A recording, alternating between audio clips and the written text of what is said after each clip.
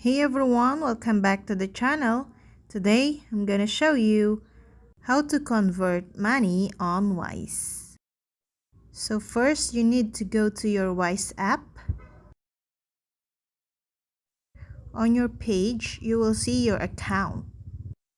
Then go to the bottom and select send.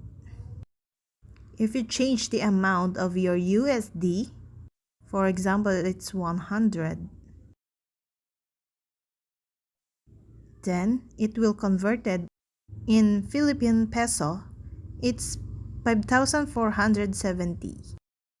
Then if I click on continue, you can also send a money on your contact. But go back to conversion. If I will click the Philippine peso,